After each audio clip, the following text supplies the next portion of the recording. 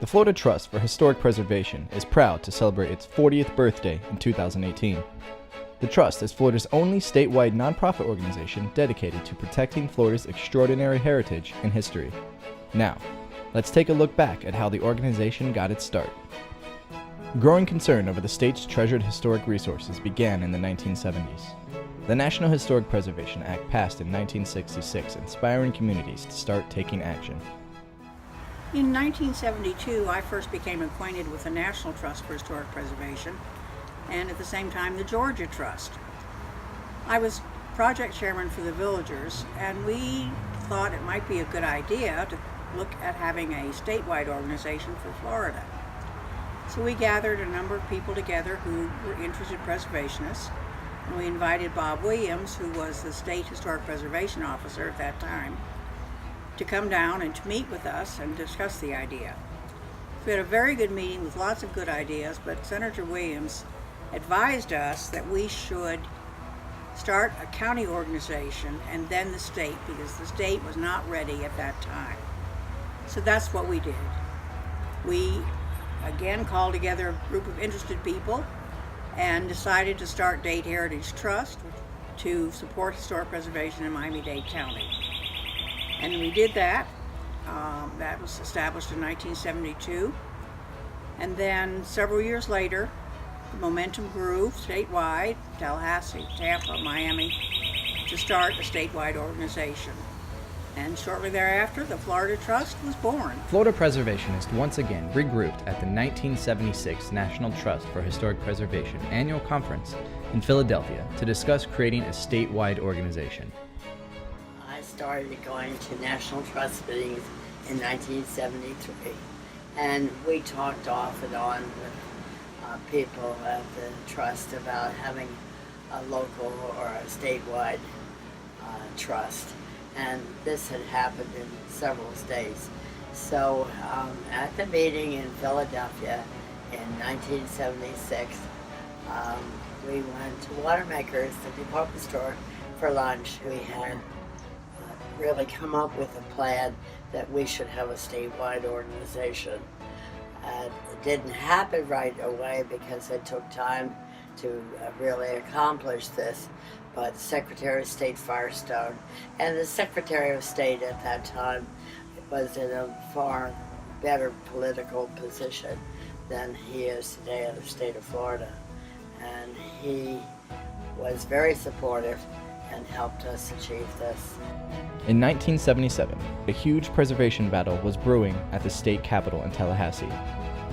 A new Capitol building complex had been in construction since 1972, and by the time it was finished in 1977, there were still some politicians, including the governor, in favor of demolishing the historic state capitol. The thought of losing such a significant piece of Florida history sent a shockwave not only through Tallahassee, but through the entire state. Local historian and director of the Historic Tallahassee Preservation Board, Nancy Dobson, enlisted the help of Secretary of State Bruce Smathers and his wife, and soon a massive Save the Capitol campaign was waged. On the heels of this massive victory, the Florida Trust for Historic Preservation was founded in the summer of 1978. In fact, the design on the stained glass dome of the historic Capitol is the basis for the Florida Trust logo. The Trust was originally located in Tampa, sharing an office with the Tampa Preservation Incorporation. The following individuals are considered the founding members of the Florida Trust. William Adams, Hibbard Castleberry, Nancy Dobson,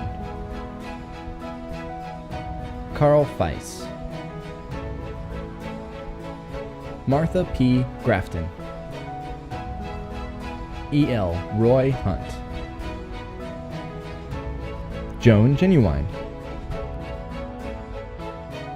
Sally Jude, Connie Lux, Dolly McIntyre, Ross Morrell, F. Blair Reeves, Herschel Shepard Jr., and William Turnbull. 1983 would be a big year for the Florida Trust. as their offices were moved to Tallahassee in an effort to better coordinate with the State Historic Preservation Office and to increase their advocacy efforts with state legislators. Also that year, Evelyn Fortune Barlett donated the Bonnet House to the Florida Trust, the only preservation organization willing to accept the donation and commit to raising the funds that matched her endowment. Her contribution, at the time, was the largest charitable gift in Florida history, ensured that this significant archaeological and historic site would be preserved for the enjoyment and education of future generations. In 1985, the Trust created one of its milestone programs, conservation easements. This unique program protects buildings and associated land areas from demolition or alteration which would damage their historic and archaeological integrity. What started with the original acquisition of 4 property easements has grown into a valuable program with 21 easements being held statewide. So we're on the front porch of the Hayes Hood House, acquired by the Florida Trust in 2005 and restored in 2006. It's a frame vernacular Queen Anne revival designed by Knoxville architect George Franklin Barber, who practiced there from 1888 until 1915.